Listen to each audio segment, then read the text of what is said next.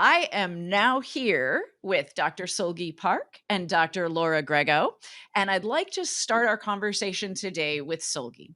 I found your work really interesting. When I first heard about what you do, because I'm a geologist, I think I totally nerded out on this. So what now you can embellish this if you'd like, of course, but from my understanding, your work looks at the pathways of uranium in North Korea. So basically, you study the mining and the milling, and essentially, you're using geology to understand the world's least accessible nation and what it's doing in terms of nuclear capabilities. Is that accurate? Yeah, that is accurate. So North Korea's nuclear activities are ongoing. It's active. They are making nuclear weapons. They're increasing it in terms of its quantity as well as its quality, right? And there are two major fissile materials that are required for making weapons. There's weapons grade plutonium and there's weapons grade high enriched uranium. The plutonium does not exist in nature. We have to make it by combusting uranium in the reactors, but uranium does. And given the heavy sanctions against North Korea, we believe that mining and processing its very own indigenous uranium would be the very much first and might be the most rate limiting steps in making nuclear weapons. So we're looking at that from a geological perspective. Okay, so I'm a geologist, but I study volcanoes. It's quite a bit different. Yeah, it's nothing like studying radioactive materials that are used for building weapons. So Right. how did you come to focus on North Korea's nuclear capabilities? Because the last thing I ever thought about in geology class was, I'm going to go study North Korea. No, it's true, and vice versa, right? No one talks about hiring a geologist in the field of security. So I actually stumbled upon this project a few years ago with my former advisors. I was still doing a mineral physics as part of a geology back then. But my former advisor, who was the director of the CSAC, Center for International Security and Corporations at Stanford University, approached me and said that there are a couple of people in that institution who's looking at North Korea's uranium mines from satellite imageries. Right? And he asked me, do you want to use geology as a way to complement those analyses?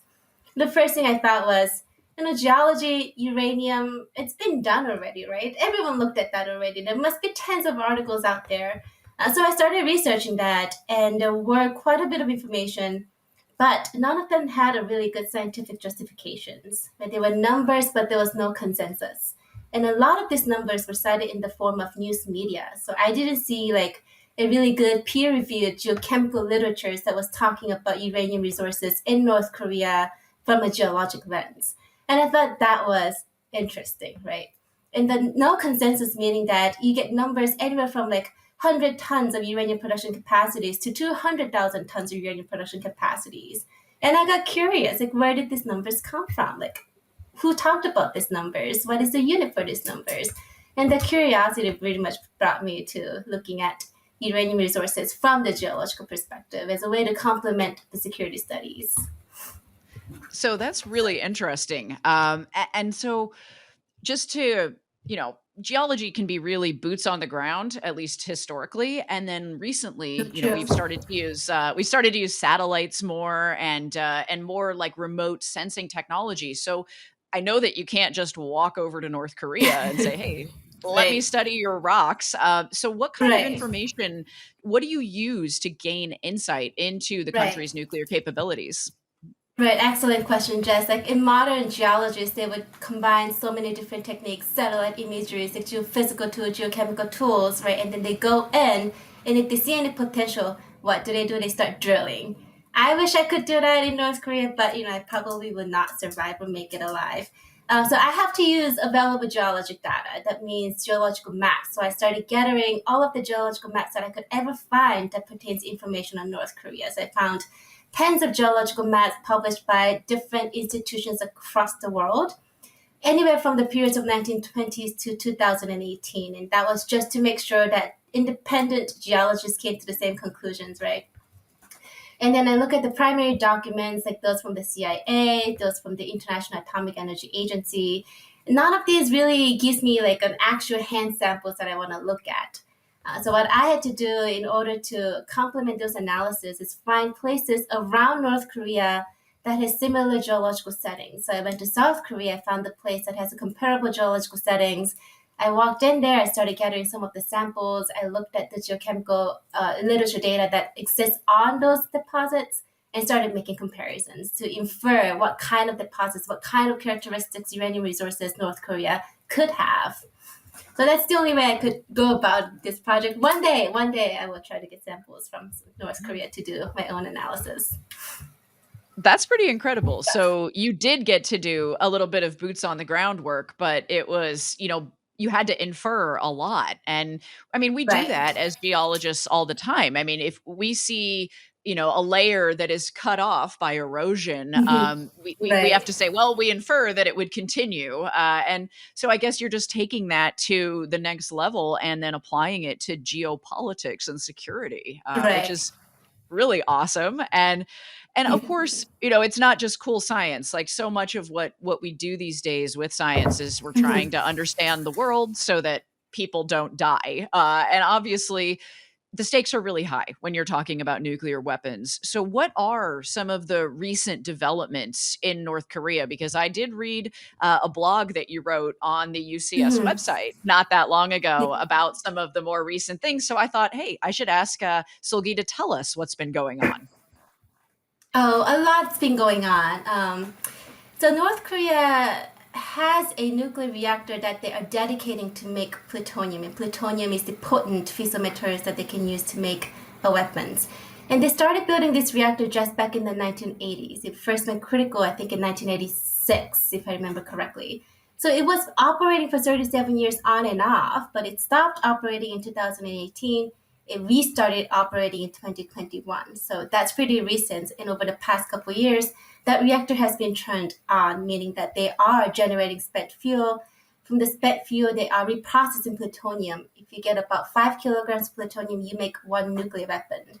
And the capacity they have at that nuclear reactor is about 6 kilograms of plutonium per year. And so if they operate it per year, they can make approximately one nuclear weapons. And so they have been doing that since 2021. On top That of is that, they have been. Oops, sorry. Oh, no, it's okay. I was just gonna say that's a little scary to think about.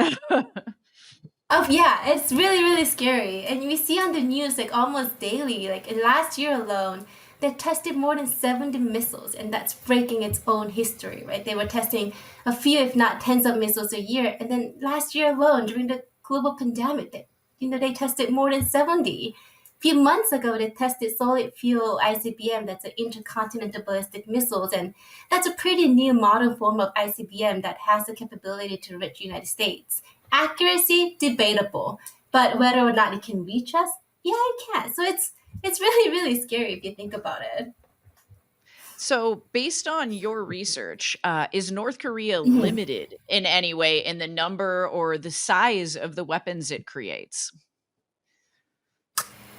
So that's a really excellent question, and that's actually the bulk of my study that I'm trying to do. Jess, what is the production capacity and capabilities of North Korea? What is the rate limiting steps? It's still an ongoing research. To me, the biggest rate limiting steps for North Korea is really the fissile materials that they can produce in order to make the weapons. So I'm looking at both paths. How much plutonium can they make, and how much high enriched uranium can they make? And both of these factors actually do depend, again, on uranium, which is why it is critical for us to better constrain or better understand exactly how much uranium they have and what is the quality of that uranium. Because ideally, theoretically, they should not be able to import any uranium materials. That In terms makes of sense. technology, just oops, sorry, I think there's a little bit of a lag. Um, Yeah.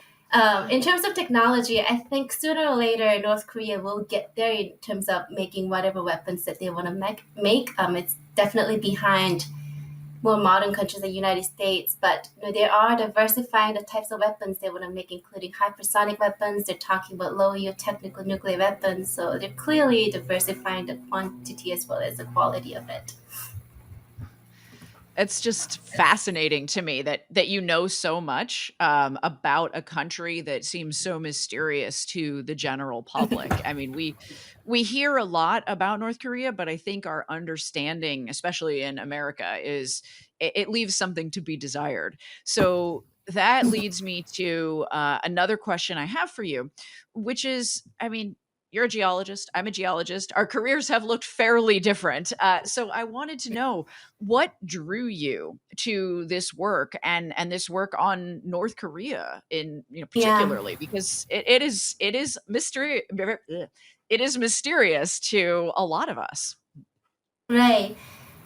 Well, first of all, I find the intersection between science and policy to be just fascinating. I feel like more scientists and policymakers need to talk to each other, and we really need to have more conversations than we already do.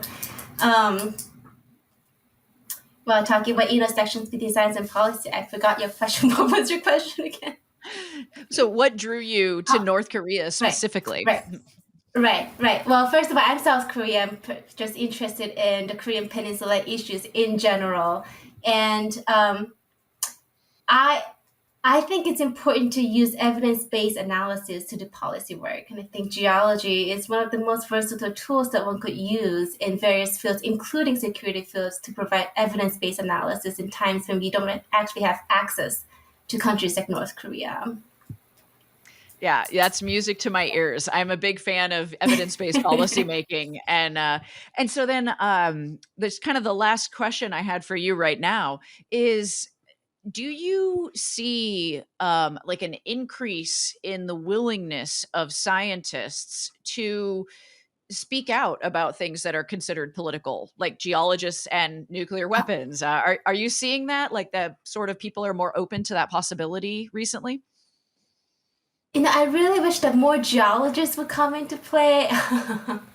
I do definitely think that it is an important question, Jess, and more scientists should try to talk more vocally about the political issues. It's a little bit hard to, and that includes myself. When somebody first came to me and asked me, "Do you want to work on nuclear weapons?" I was working in the lab. I was making diamonds in the lab, and nuclear weapons is one of the last things that I want to think about on a daily basis. But I decided to stick in this field because once I was in it, I realized how important it is for the policymakers to hear science, just science, right? So I hope that more scientists acknowledge this issue and that they can raise their voices and really jump into the field where they can help make better decisions. That's excellent. I think that we need those kind of rallying cries for the scientific community because we've been told for a long time, oh, science needs to stay out of politics, when in reality, we need more scientific data in the policies that we Mhm. make. So that's excellent. So I Absolutely. great work that you're doing, and we really need it. And I want to turn to Dr. Laura Grego now, who is also with UCS's Global Security Program. You are, as far as I know, senior scientist and research director, Laura. So, because of this, I'm going to assume that you know quite a bit about nuclear weapons. So, would you be able to give us sort of a general overview of the state of global stockpiles of nuclear weapons? Like, what is the current state of play? Sure. Okay, so we were just talking about North Korea, which is the newest country to acquire nuclear weapons, the newest out of nine. So at present, there are nine countries, including the United States and Russia, which collectively account for some 90% of all nuclear weapons in existence. And then there's China, France, the United Kingdom, Pakistan, and India, and Israel, as well as North Korea. So there are some like 12,000 nuclear weapons in existence, still threatening our existence, to be honest, of which about 9,400 are in active military stockpiles. So, given that a single nuclear weapon can destroy a major city and kill millions of people, and perhaps dozens or scores can end a functioning society, complacency about still living with nuclear weapons seems pretty misguided to me. Yeah, this is not something you want to ignore or to just sort of sweep under the Yeah. rug. And so your background, I'm going to go out on a limb and say you're probably not a geologist. So what is your educational background and what led you into this field?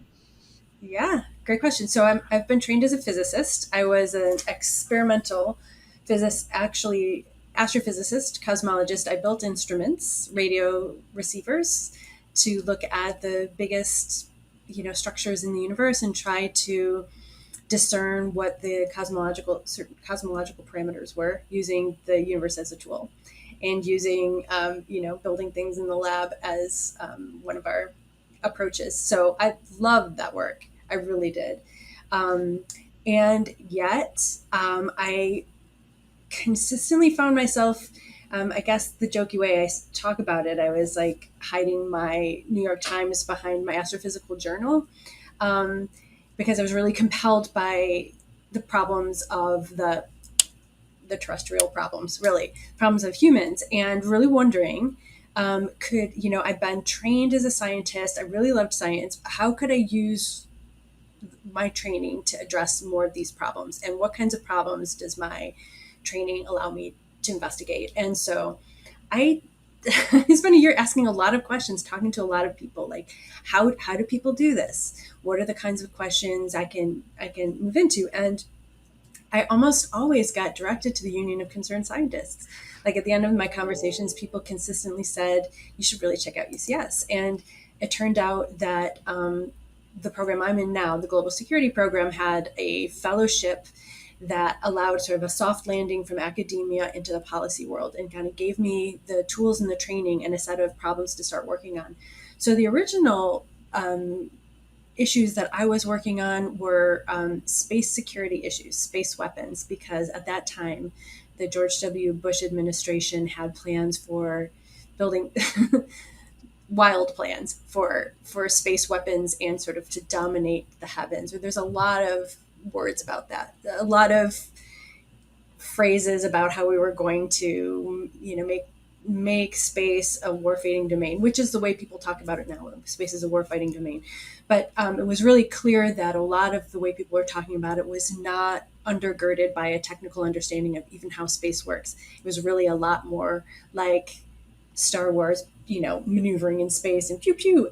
It was like, that's not how space works, and you can't really have a policy discussion unless it's bounded by the technical realities. So that was one of the first things I worked on, was trying to write and educate and policymakers, and come up with good policies to put some bounds on those questions. Wow. Okay. So that's a really interesting career journey. And I love it because it just goes to show that science can take you in almost infinite directions in your life. And so back to the nukes, because that is really fascinating. But I gotta ask. So I'm a little Yeah. familiar with some of these terms, but for anybody listening who might not be, what is the difference between those tactical nuclear weapons that we've heard about and then strategic nuclear weapons?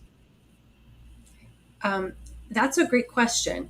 And you would want to have a really good definition. And it's a case that there isn't an agreed upon definition, but one way you can really think about them, the strategic nuclear weapons are generally larger. They are meant to support this theory of deterrence and mutually assured destruction. It's meant to threaten the other country, the other actor, so that they don't attack you. So it's nuclear deterrence. And when you think about tactical nuclear weapons, those are generally smaller and maybe described as a battlefield nuclear weapon, meaning something that's meant to be used in war to achieve a military aim, rather than threaten overwhelming destruction. It's like, I'm going to use this to achieve some military thing. So it's mostly the way they would be used, but they do tend to be smaller. They would be put on shorter range missiles or on bombers that can, go a shorter distance. Um, but that's Yeah. essentially the difference. Okay, and that's really helpful when it comes to thinking about like all nuclear weapons are not created equal. So when I came to work at UCS, I knew a bit about it, and just like you, I'd heard about it over the years, and I knew that it was founded because scientists were compelled to speak out about one of the greatest, if not the greatest threats to our world, which is nuclear weapons. And that was over 50 years ago. So I did high school policy debate, and we talked about nuclear treaties, SALT 1 and 2, and START 1 and START 2. And it seemed, and this is, of course, late 90s thinking, but it seemed like the world was generally in agreement that we needed to reduce the number of nuclear weapons in existence. And the Cold War was supposed to be over, and government leaders wanted to make sure that mutually assured destruction, that principle that, I'll blow you up if you blow me up, that would go the way of the dodo, and we would not be threatening each other anymore this way. But obviously, I mean, this is what Sulgi's working on right now. You're working on it. A ton of scientists are globally, and a lot of politicians too. So, from your perspective, why haven't we gotten rid of nuclear weapons? That's such a great question, Jess. And I would agree with you that mutually assured destruction is not a healthy way to organize a society, to organize humanity. We cannot coexist with that indefinitely. So we absolutely have to find a solution how to get further. So, the after the Cold War concluded, after the Berlin Wall fell, and it was no longer sort of two superpowers with enormous arsenals, and at one point, tens of thousands of weapons pointed at each other. We were able to back that off and reduce them to the numbers we talked about earlier today. To the United States and Russia now, deploy around 1,500 nuclear weapons aimed at each other, and even the small ones. When we talked about tactical nuclear weapons, they are the size of the weapons that were detonated in Hiroshima and Nagasaki. So they're not mini, they're not small. They're still, city busting weapons generally. And so we backed down, but it's nuclear weapons. For some reasons, nuclear weapons appear to confer a sense of power. You'll notice that the P5 of the United Nations, the countries that get to make the ultimate security decisions, are nuclear armed. So it confers this power that countries are reluctant to give up.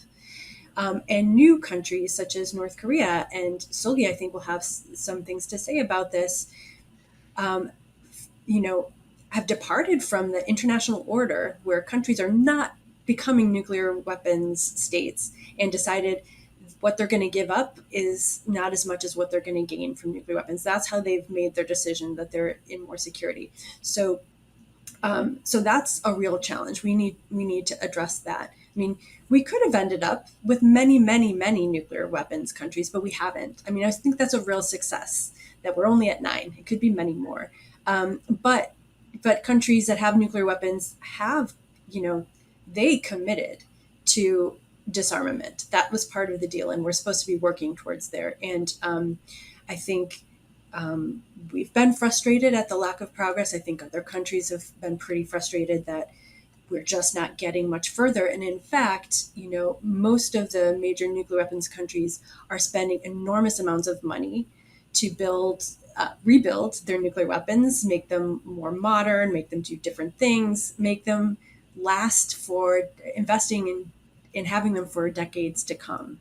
So we're up against a lot. And so I do think bringing the voices of scientists to bear, who I think really are really able to testify about just what a risk nuclear weapons pose to all of us. We can bring that information in a clear, scientifically informed way. We can talk about solutions, about ways that we can work together. We can disarm, we can verify that we've disarmed, we can verify, there are big technical projects such as that mounted by the Comprehensive Test Ban Organization, which has, seismic sensors and air sensors that can say, nope, we are still not having any nuclear tests. There's ways that science can really provide solutions to this. And then, of course, we need, the voices of everybody, because we are all at risk from these. So even non-scientists, everyone else should, their voices really count, because we're all experiencing the risks of these things. So I wish I could say exactly why countries have resisted so much. But I do think that, you know, uh, we cannot wait to do better. So, Yeah. That's it's such good wisdom that you just shared there because it's science informed by our shared humanity, and I really appreciate that. And so for you again, Laura, and then I've got one more thing to ask Sulgi.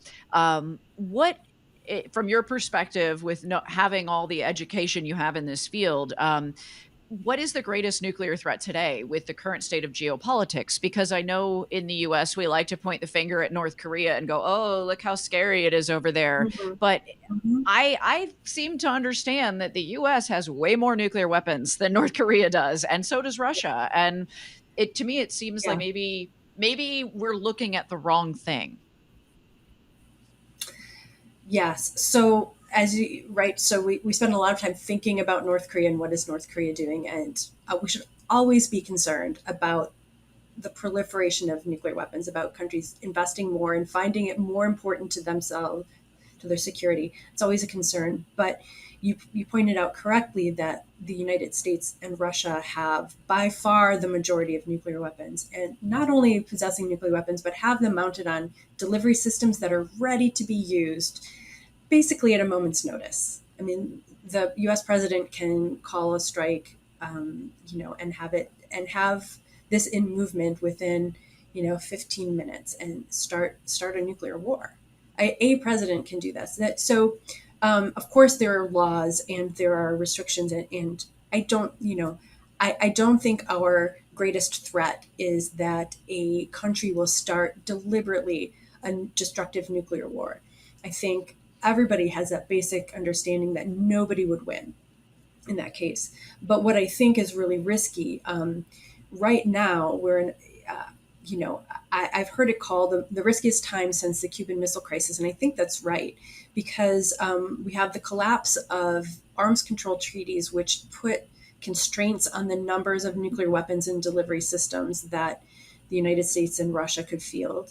The New Start Treaty is the one in existence, and it is slowly breaking down. And it will expire in 2026 anyway if we don't renew it or replace it with the next treaty. And a number of other arms control treaties have gone by the wayside because the United States has pulled out or other reasons. So we have fewer constraints than we used to. Um, we have more investment in nuclear weapons and weapons on high alert, and we have um, the Ukraine war, which threatens to bring nuclear armed countries in direct conflict with each other and threatens to have multiple pathways to a crisis getting out of hand, which might lead to an escalation that nobody wants, but that could turn nuclear. So we want to be extremely careful about managing those risks. I think, to me today, that's the one I worry about the most, is some misunderstanding, miscalculation, somebody painting themselves into a corner and seeing the only way they can get out is to escalate. I think those are the things that provide the most nuclear risk today. Okay, yeah, vaguely terrifying as we expected. I mean, it is nuclear weapons, Sorry, Jess. so hey, Yeah. that's all right. We know we're here to talk about the real lighthearted topics, kittens and nuclear Yeah. warfare. A day in the Um, life. I know, right? So okay, so I have to do this, and so I'm going to start with Sulgi. So and I think that your microphone is off, so just you may want to turn it back on. So I'm going to ask, and I ask this of all of our guests now. I say, we are the Union of Concerned Scientists. And the thing is, you are both scientists at the Union of Concerned Scientists. So, Sulgi, why are you concerned? um, that's right. I'm a very concerned scientist working at the Union of Concerned Scientists. Doing the work that I do on a daily basis at the UCS, I'm looking into North Korea, I'm looking at China. I'm concerned because a lot of the politicians and policymakers tend to ignore the important scientific facts when they come to making decisions. Very good answer. And I think I share that concern, so no arguments from me. And then, of course, I've got to ask Laura the same question. Why are you concerned? Well, I'm concerned. I'm concerned that like human beings have a really hard time assessing low probability, high consequence events like nuclear war, because it is a low probability. We don't. We've lasted some decades without nuclear catastrophe, which is wonderful, and we want never for that to happen. But the consequences are so high that I think we have a hard time understanding how to deal with that. So we have to minimize that risk, really carefully and really thoughtfully with a lot of. And it's none of these questions are easy. They're just they require a lot of cooperation, a lot of like good faith negotiations, and types of things that are in short supply in geopolitics today. And the other reason I'm concerned is that for the nuclear weapon space, when I was growing up, I'm Gen X, and I grew up like all our popular culture touchstones like had nuclear Armageddon like hanging in the fringes, right? That was like a constant sort of setting for us. And the current generation coming up are like right on, really cognizant of the risks that climate change pose, but I think like are less acculturated to thinking about nuclear weapons. It wasn't part of them. And I want to make sure that this next generation who's going to be handed this really deadly contraption um, understands these problems, is ready to step in, is ready to be active about it. So I think the generational change is something that I think about a lot. So I would love any younger person listening to this really take this to heart. That I'm sorry we're going to hand this off to you, but it's a big responsibility. I would love if we solved it before it becomes your problem, but I don't think we will.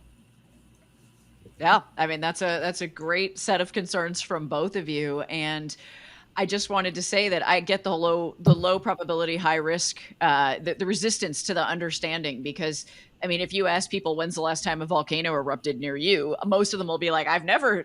No, there's 40 to 50 volcanoes erupting around the world right now. So it's like it happens all the time. It's just that we don't Right. have a super volcano level eruption, a Yellowstone type event where it, causes a global drop in temperature. It doesn't happen that often, but the danger is still there. So we still need to research these things. We still need to educate people about them. And when it is something like what you both are studying, which thank you both for the work you do, because we need awesome, badass scientists like yourselves tackling these problems to keep us safe.